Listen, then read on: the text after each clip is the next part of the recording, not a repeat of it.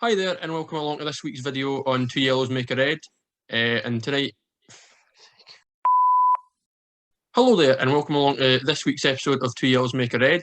In today's episode we will be dissecting and discussing last night's Scotland game where we drew 2-2 with Austria in a World Cup Qualifier. What did you see the game, Andrew, and what did you make of it? I'd be embarrassed to say if I didn't see it. But I did. Would kind of make this video redundant, wouldn't it? Yeah, and the video just ends. Yeah, it just ends here, yeah. I quite enjoyed it, actually. I think the first half was quite a bit of a letdown. We seemed to just, from my view, and certainly it seemed to be a lot of counter-attacking football. Kind of absorb the pressure from Austria and then go on the counter. I think the majority of the squad in the first half weren't great. In particular, Lyndon Dykes looked really rough, and I get that he's just came back from injury and he's not had much games for QPR, but he did look a bit slow and a bit klutzy. But I think we did well, particularly going down 1-0 against a good side like Austria, to come back and score and then go down again and then get an equaliser was particularly good for us, because in Scotland's previous years, 1-0 down, we probably would have just opened the floodgates. So very resilient to get back to a draw. Yeah, resilient is definitely the word I would use as well. That was very much, as you say, a game a couple of years ago that we would have certainly lost 1-0, and certainly when we went 2-1 down late on, like, we were never coming back a few years ago. So it's good to see we made some progress under Clark. Mm-hmm. Yeah, I had similar thoughts to yourself. To be honest with you, I was expected to be more impressed by Austria, and they, apart from their goals in maybe like 10 or 15 minutes at the start of the second half, I didn't see too much. I don't know what you guys think of that. That said, I was very happy with the draw. I would have taken that going in, and I was happy with that coming out, the fact we were behind twice. You raise an interesting point about Dykes. I can't say I personally noticed that. I just put that down to that, obviously, we didn't have much of the ball in the first half. It was only kind of the last 10 or 15 minutes of the first half we came into it, and he was just isolated. I don't know, what are your thoughts on that? Andrew's point about Dykes, Scott, and just the game in general. Yeah, no, I agree with what you have kind of said already. I mean, the first half, yeah, I would say the first 25 minutes you could genuinely forget. It was, I don't know if it was just the fact that neither side have played international football for like 4 or 5 months now, and it was kind of the first game back and so on and so forth. But the first 25 minutes was pretty dire to watch. Both sides just couldn't really string a few passes together and couldn't get any chances either. But I would say from then on, both teams started to kind of open up a bit and progress through midfield. But I think they had a shot for just outside the box, which Marshall dealt with pretty comfortable enough. And then their goalie decided that he was going to have a FIFA moment and just pass the ball to Dykes at one point, and I just thought that was going to be 1-0. But I think the keeper got away with just the fact that I think Dykes was just so not expecting the ball to come to him, so he kind of just hit off him instead of able to control it.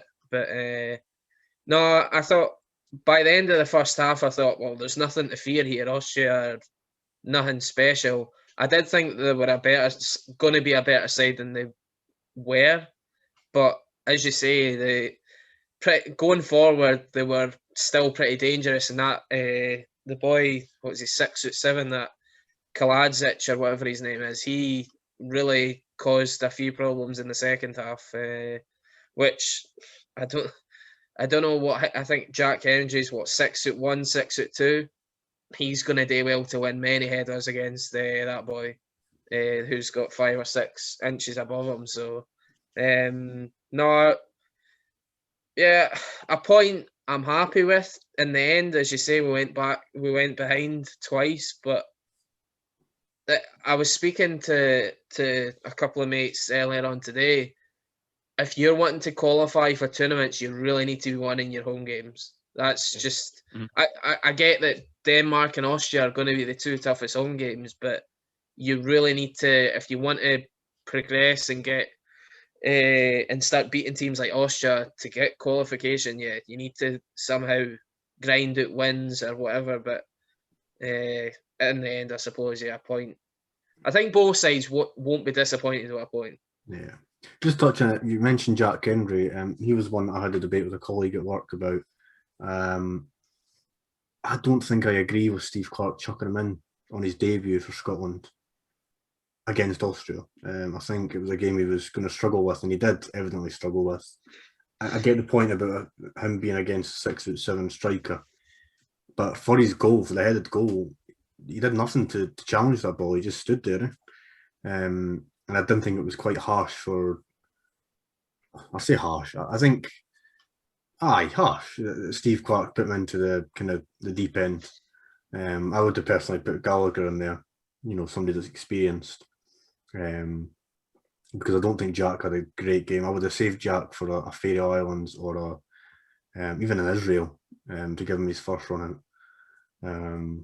So that's the point I would make about Jack. And then we'll flip to the other centre back, Grant the Tank Hanley, who I honestly think could have been sent off. I don't know, he just seemed really hungry to ruin Austrian legs. I have to say that a couple of the fouls that were given against him were very soft.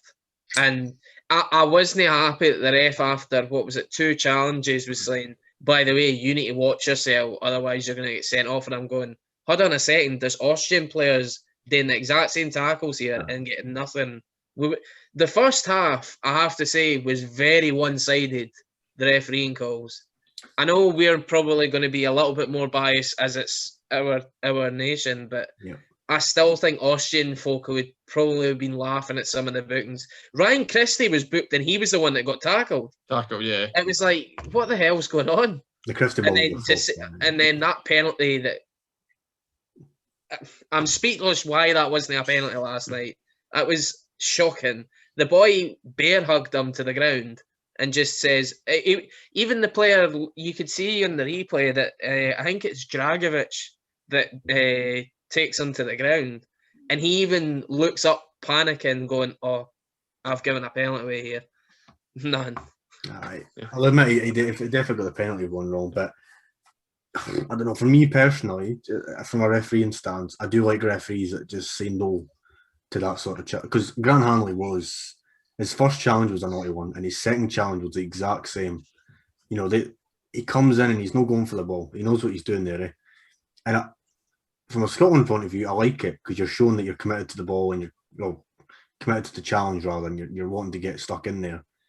And he was up and doing that pitch like a 25-year-old, which amazed me. But from a refereeing point of view, you need to stamp it out quickly. And a lot of referees, having a word with players doesn't work. So that's that's the point of refereeing is, if you get a card out early, it stops that. And it did save him probably from, because as soon as the yellow card came out, he kind of calmed himself down.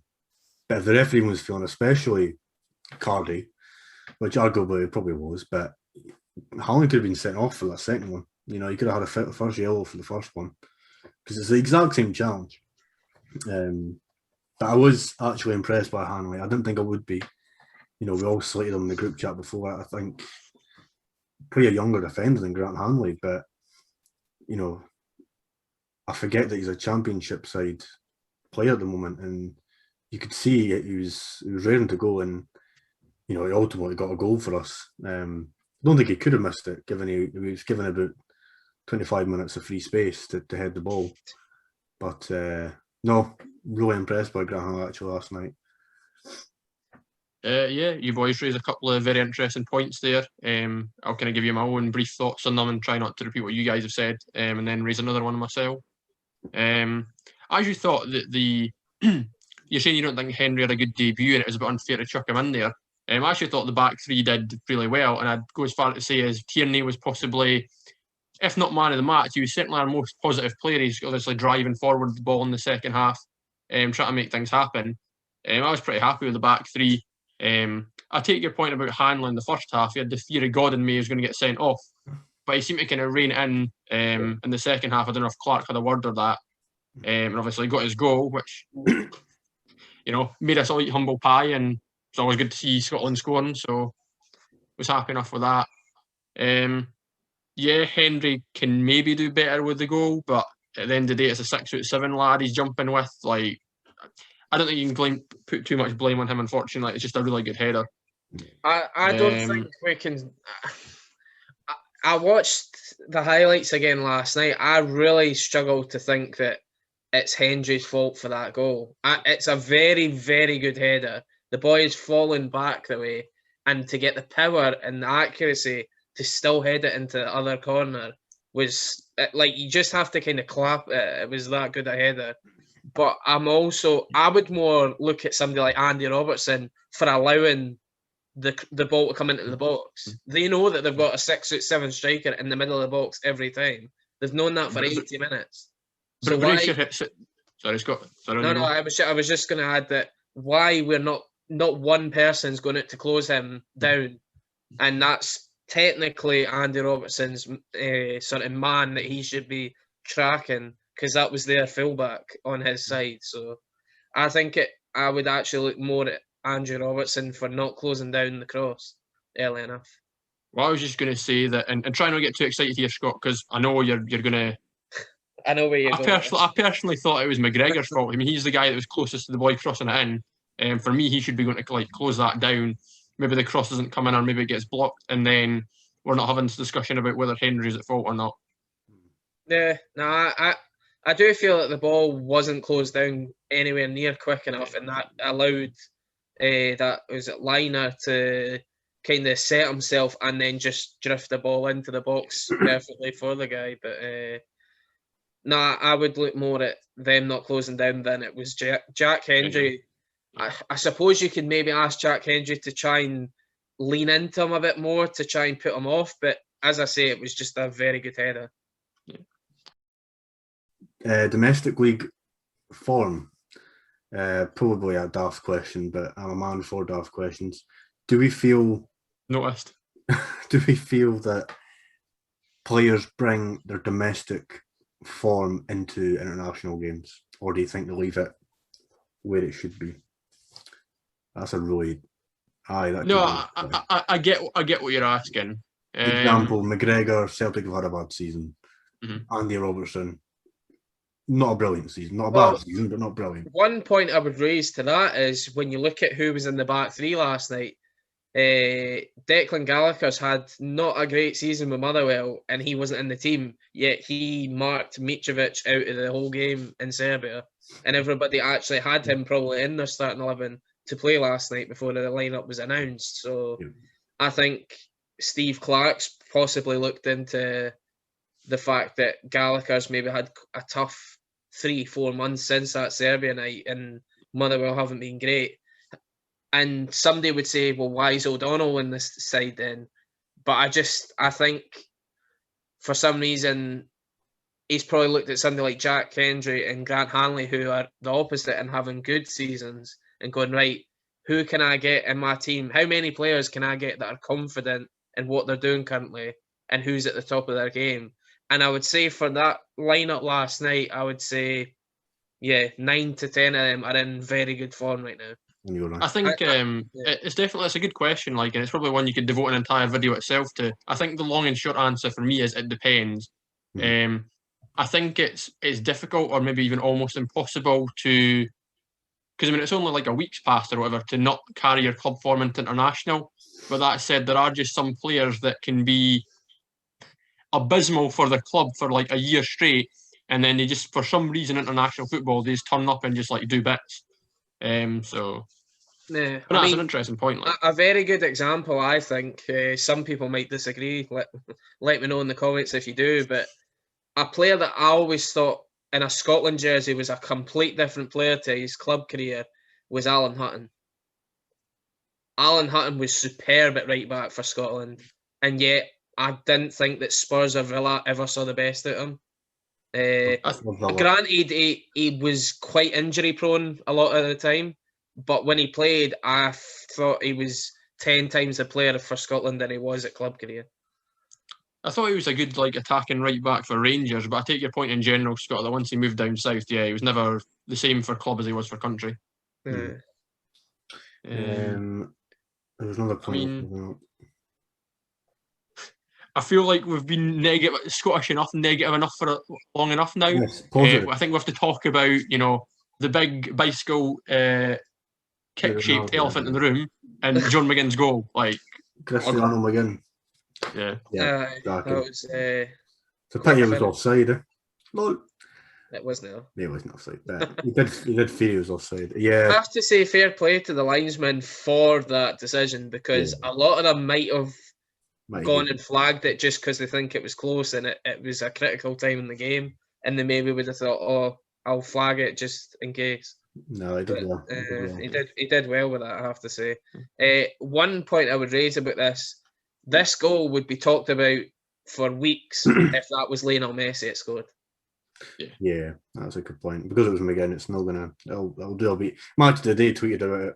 I mean, it'll do the rounds maybe tonight, tomorrow, and Saturday or whatever. But I'll be gone. I think it'll be nobody will really be speaking about it other than Scotland fans. It's also the first game of the World Cup qualifiers as well. If that was the last game and we needed a point or whatever to, then it's. I suppose, maybe. But that shows as well that a player with his confidence right now playing with Villa, who are having a pretty decent season, I wouldn't say it's a terrible one.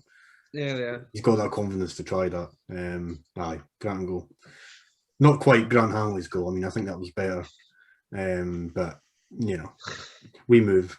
I mean, I was speaking to a Villa fan as well about McGinn, and he agreed with me in the fact that McGinn's he's not getting played out of position this season, but he's getting played a lot deeper in midfield.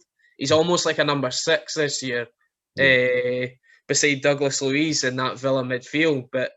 And I says that you have to have him in either the number 8 or the number 10 role to get the best out of him, because he just drives and drives with the ball every time. He never gives anybody peace, and he constantly runs about. Some would say like a headless chicken, but he kens what he's doing. Yeah. So, I think you must. And we got that goal. I know it came for a set piece that got knocked back into the box, but I just had a feeling when McGinn got pushed up when McGregor and McLean came on. I just knew if McGinn got pushed up, there's going to be a chance in the final few minutes for him. It's going to come. Mm-hmm. So, piggybacking on that then, Scott, do you think that Clark has got that one wrong? Should McGinn have been starting further forward? Because obviously he was playing deep with McTominay until, as you say, McGregor came on. It's a tough one, because I could see why he's possibly told him to maybe in the first half kind of just see how it goes, how the game goes. You could see Clark, and I would actually give Clark a lot of credit for this. He tinkered with stuff at least twice in the first half and again twice in the second half. And fair play to him, because the second half he got it right to tinker with when we went 1-0 down, and then again when we went back to 2-1 down. Both times he made a sub, and it changed how we were going to play. It changed the dynamic of the second half. So I have to credit Clark for that. But I think against a weaker team, I would play McGinn in the sort of the Christie role that Christie was playing last night. But in a game like Austria or Denmark, I would say that you're going to see McGinn slightly deeper, just the fact that we're not going to have as much of the ball. I think also, we're not even having this discussion if we win, or if, I don't know if you boys agree, but I thought Stuart Armstrong was brutal. If neither of those things happen, then we're not having this discussion. Yeah.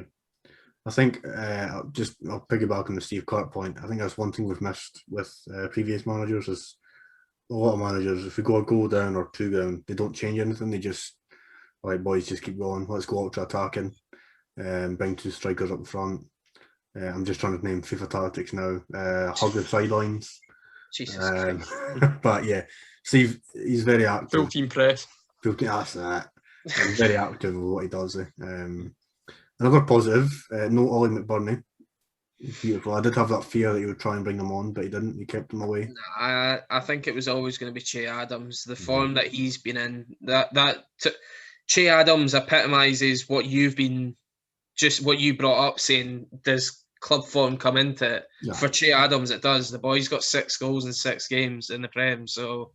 And I did think he looked lively when he came on, to be fair. He didn't really have a chance or anything, but he was closing down defenders and making them think and panic a wee bit. So it'll be interesting to see if he gets a start in the next game. So do we think he should have started that game either in place of or up front with Dykes, or do you think Clark got it right? Again, I think he probably just looked at it's a tough game, and he probably was thinking, right, we're maybe the first. It was kind of wait and see how this game's going to develop that first half, and you could tell the first 25 minutes, as I said right at the start of this episode, that both teams weren't sure how each other were going to play, and it was kind of a bit boring and losing the ball, trying to regain it, and I think he was right to play Dykes up top himself, but I would have liked Adams and Dykes to have played longer up front in that second half, just to see if 2 up top worked up for a bit longer, because I think there was only maybe 9 minutes or something they were on the park together, so it would be interesting. I'd like to see them both start on Sunday against Israel, because that's a game that, well, it's a must win, but it's also a game that we're likely to create more chances as well. So how do we feel we will get on against Israel in the Pharaoh? I'll kick it off by saying I actually think we'll beat Israel from last night's performance. I think we're a lot more attacking, and I mean, it might be early doors to say this, but it does seem there's a bit of a different dynamic to the squad than there was the early parts of the Euros. So yeah, I'm fairly confident we'll get a 2-1 win against Israel. And then Faroe Islands, we should be scalping the Faroe Islands. They're not San Marino, but they're no far off it. So I'm fairly confident we get the 3 points there. Yeah. I mean, you were kind of alluding to there, Andrew, the points I'm going to make anyway. Mm-hmm. I mean, my biggest worry with Scotland is always I'm not saying last night's performance was brilliant by any means, but I think we're all in agreement that it was a decent performance and a good result against a very good team who weren't as good as they could have been on the night. Yeah. And then the Scotland teams historically followed up with being less than average in the next game against a on paper inferior team. But as we're saying, last night's game is a game we would have lost previously, so maybe there is something more to the Scotland team, and I'd like to think that we could carry that form forward into Sunday. So yeah, I'd say at minimum I'd like to see us getting a draw, and if we could go there and win, then all the better. Get one over the local rivals. I would kind of echo what you guys are saying, but I would also add to the fact that you could just see at points last night, even the fan base, I think there's just that little bit more confidence with everybody now after we've qualified for a change, that actually we can do this. We can go and get results against decent teams now, especially away from home. So, and we spoke to, I'm sure Alistair mentioned it in one of the videos as well before, that Steve Clark's sides never get beaten like hammered, or they never get beaten easily. They always have to work for their win. And I think we've seen that last night, that Austria, if they were going to win 2-1 until McGinn scored, they had to do well to get that win. But no, I think I'm going to go with that we'll edge it over in Israel, even though we've lost both times over there. I just think we're going there with a bit better form and a bit more confidence, like I said. So I'll say we'll win 2-1 over there. I think the main threat that we need to watch out is that boy Zahavi up front. He just likes a pop foot anywhere. So if he's it's likely he'll probably get the goal, because he normally does against us. But it's going well for Ajax as well. He's not at Ajax. He is. PSV. Well, it's close enough. It's got the same letters. They're all Dutch teams. Scottish want the same thing, innit? So Anyway, you mentioned. Sorry, Oh, on no, you go, no, Scott. I was just going to say, touching for Wednesday's game, if it's not minimum 3 against Faroe Islands, then we've not played up to our standard. Faroe Islands, it should be a 4 or a 5 now, but we'll wait and see. I would like to see Kevin Nisbet get at least 45 minutes against Faroe Islands, just to see how he gets on. Yeah, agree with that. As long as we beat the Faroes, I mean, we should be, as you say, beating them 4 and 5. But as long as we win that game, I'm not fussed. I'm sure last night was the first time that we had scored or conceded more than one goal, if that makes sense, in 5 internationals or something. So it's been a while we don't since, tend to have high scoring games.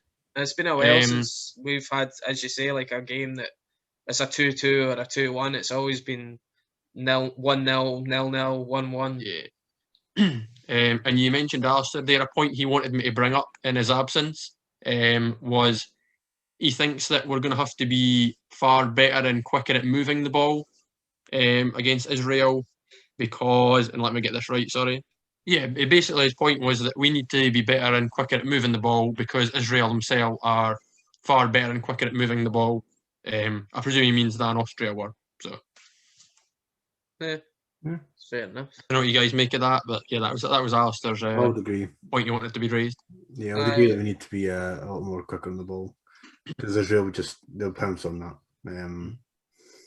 So yeah, I would agree with that point.